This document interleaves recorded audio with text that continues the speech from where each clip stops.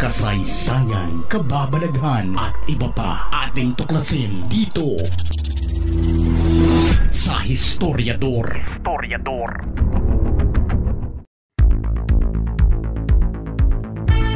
Napakarami ng mga artista at mga singers ang sumulpot sa industriya. Pero nang pumasok ang dekada 2000 ay mas kakaibang klaseng entertainment ang tumambad sa publiko. Nagsilabasan una ang mga novelty singers. Noong unang panahon kasi ay katulad ni Yoyoy Villame at Max Sorban lang ang gumagawa ng ganito. Pero nang sumikat ang mga kantang Aray Nako, nilunok ang lahat at kahit gaano kalaki ay hindi na napigilan ang pagdami pa ng mga katulad nito. Hindi lang ang mga babaeng novelty singers ang sumikat, may mga kalalakihan din kagaya ni Lito Camo, pati na mga artistang tulad ni Joey De Leon, Bayani Agbayani, Willie Revillame at Vong Navarro ay gumawa din ng mga kanta nila at sumikat din. Nang humabol sa uso ang mga grupo naman na ganito din ang kinakanta ay naging maskwela pa dahil iba-ibang gimmick naman ang dala nila. Isa dito ang grupong Masculados. Sila ay all-male group na binuo ng movie at television director na si Mario J. De Los Reyes. Nag-click kaagad ang grupo dahil sa naiiba sila sa mga nagsisilabasan ng mga grupo na panay kababaihan. Sila lang noon ang mga gumagawa ng kanta na may mga double meaning at nakakatawa. Paglabas nila ay 2 album kaagad ang nai-release, ang self-titled na Masculados at isa pang may titulo na Nakaka. Halos lahat ng radio stations ay pinapatugtog ang kanta nilang Lagot Ka. Kung manonood ka naman ng TV ay panay ang guesting nila sa mga shows sa lahat ng mga networks ng bansa. Masasabi talaga na dumating ang grupo sa antas na matatawag silang sikat. Ngunit kasabay ng pagbabago ng mga usong kanta ay unti-unti silang nawala sa sirkulasyon. Nang sumapit ang 2010 ay biglang nag-anunsyo si Mario J. De Los Reyes na nagbalik entablado ang kanyang mga alaga, pero ang pangalan nila ngayon ay Masculados 2 na. Binuo muli ang grupo dahil sa mga tagahanga na naghahanap sa kanila. Pero marami ang nabago. Umpisa sa mga miyembro nito, may mga dating miyembro pa din naman sila na mula pa talaga sa pinakaunang grupong ni-launch ni De Los Reyes noon, sina Lexter Lazaro at Robin Rubel. Ang nadagdag sa Masculados ay sina Nico Cordova, Orlando Sol, Enrico Mofar, Dart Cambuzia at Ozo Ong. Nagkawatak-watak kasi ang grupo dahil sa mga intrigang kinasasangkutan ng ibang miyembro at yung iba naman ay naghanap na ng ibang career. Ang direktor mismo ang naghanap ng mga pwedeng idagdag sa pangalawang grupo at kagaya ng unang beses na ipinakilala sila at ang kanilang mga kanta ay tinangkilik na naman ito ng madla, lalo na ang kantang Jumbo Hotdog. Parang may kamalasan ng grupo dahil hindi talaga sila nagtatagal. Kagaya ng counterpart nilang Sex Bomb Dancers. Halos parehas ang takbo ng kanilang mga karera, mga sing and dance group. Hindi na nga masyadong active ang Sex Bomb ngayon dahil na din sa edad nila, pero tumagal din naman sila ng sobra sa 2 dekada. Kung sa unang pagkakataon ay nabuwag ang Masculados dahil sa kontrobersiya, walang pinagkaiba ang nangyari sa Masculados 2. Hindi naman ang lahat ang minalas dahil ang iba ay naging matagumpay sa pinasok na larangan. May isa na nakapagpatayo ng sariling fitness facility at pinangalanan pang Masculados Gym, habang ang iba ay sumusubok pa rin sa show business mapahanggang ngayon. Pero ang nakatawag ng pansin ay ang nangyari sa 2 dating miyembro nito. 5 taon lang matapos silang i-relaunch ay ginulantang ang mundo ng showbiz sa nangyari kay Marcelino Ong o mas kilala bilang Uzo Ong.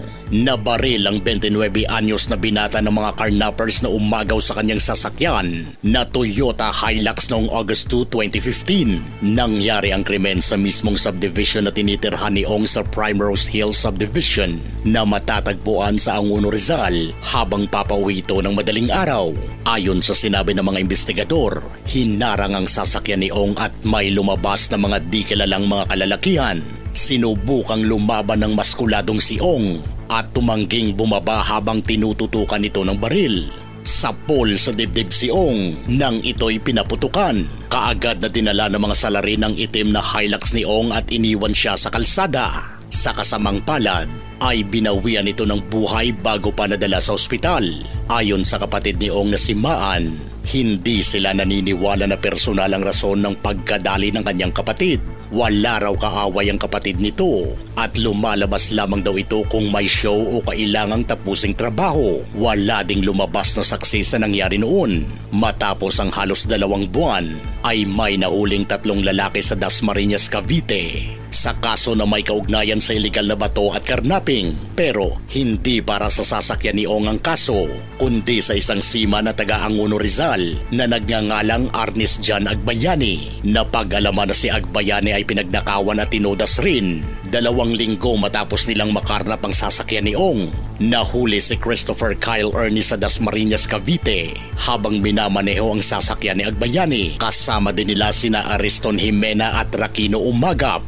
Habang nakadetine si Ernie ay nagbigay ng kanyang extrajudicial confession at nagsabi na sila rin ang nagnakaw sa Hilux ni Ong. May 2 pa siyang mga kasamahan na sina Jaime Ilano na siyang bumanat kay Ong at isa pang Paulo Hernandez.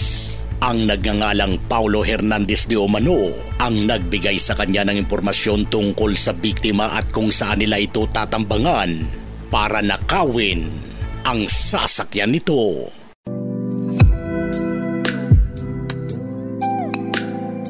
Bago tayo magpatuloy sa ating kwento, gusto ko lamang itanong sa inyo kung makailang beses ka na ba nagkaroon ng eksperyensya sa pag-ibig, masaya man o malungkot, na mapahanggang ngayon ay patuloy mo pa rin naaalala. Heto na ang channel na tiyak namang magugustuhan ninyo dahil sa ito'y nagsasalamin ng mga karanasan at eksperyensya sa pag-ibig kung saan ang bawat kwento ay 100% totoo. Ito ang mga kwento ni Eduardo. Kaya kung gusto mong ipadala ang iyong karanasan sa pag-ibig ay isend lamang sa Facebook page nila. Kaya panoorin na, mag-subscribe at mag-follow. Nasa ibaba ang link ng YouTube channel at FB page ng mga kwento ni Eduardo. Balik sa ating kwento. Pagkatapos nilang harangin at paputukan ng biktima, ay ibinaba nila ito at siya ang nagmaneho sa sasakyan ni Ong papunta sa bahay niya. Ang ibang kasama niya ang nag-drive ng sasakyan niyang Innova pabalik naman sa kanila.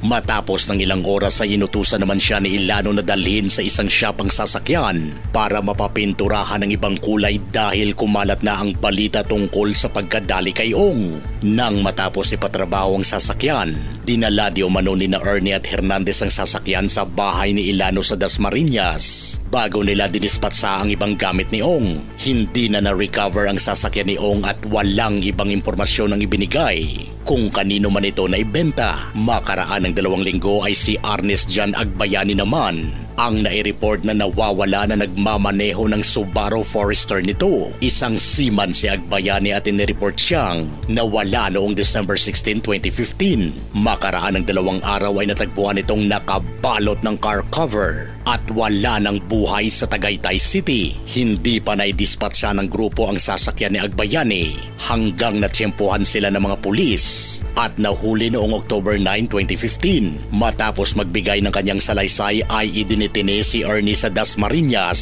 at siniyasat ng kapulisan kung may katotohanan ng sinabi ng mga suspect patungkol sa mga gamit ni Ong. Natagpuan nga nila ang license plate, ATM, IDs, passport, itim na boots at reading glasses na mga pag-aari ni Ong sa Bucal Bridge, Palapala, Dasmariñas, Cavite. Naroon din ang 45 pistula at casing na kinumpirma naman ni Senior Superintendent Bernabe Balba na siyang pinanggagalingan ng slug na na-recover sa katawan ni Ong. Habang nakadetine si Ernie ay patuloy ang investigasyon sa kaso.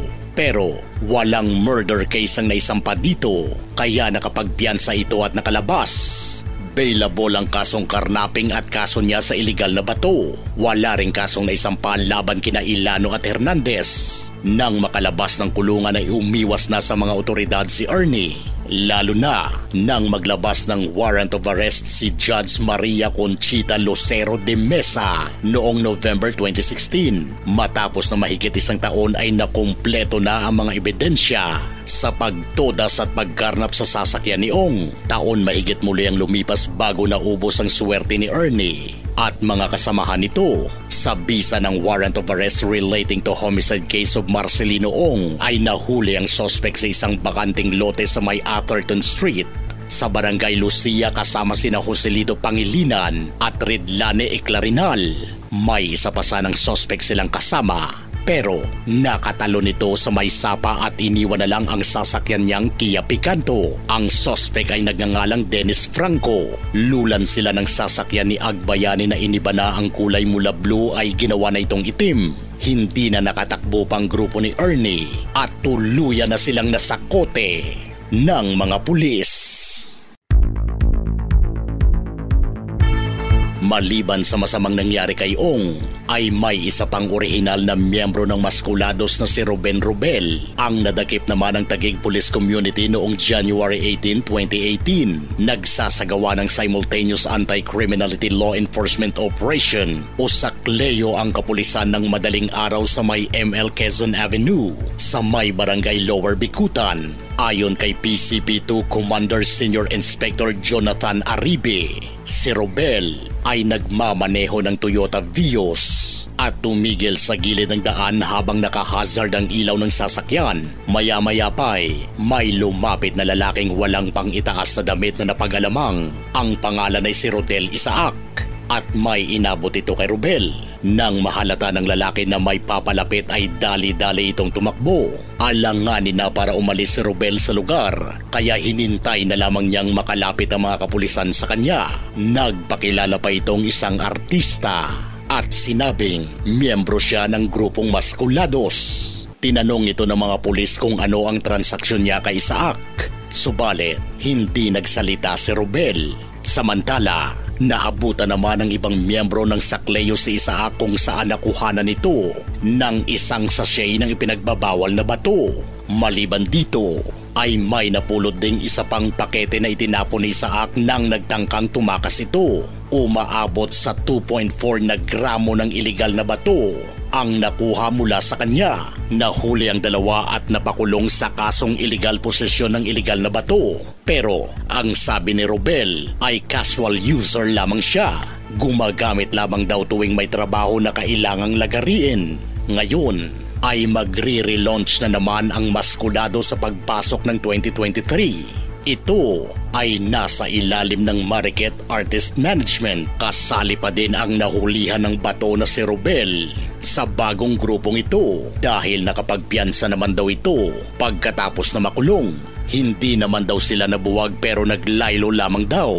Lalo pat pumanaw na ang kanilang manager at nagdiscover na si Mario J. De Los Reyes.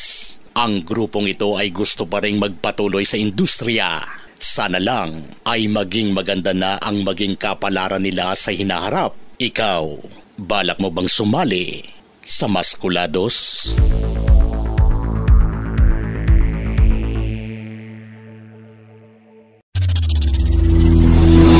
Kung gusto nyo ng mga ganitong klaseng videos, panoorin, pindutin ang notification bell, mag-subscribe at i-share sa mga kaibigan. Maraming salamat po hanggang sa susunod dito sa Historiador.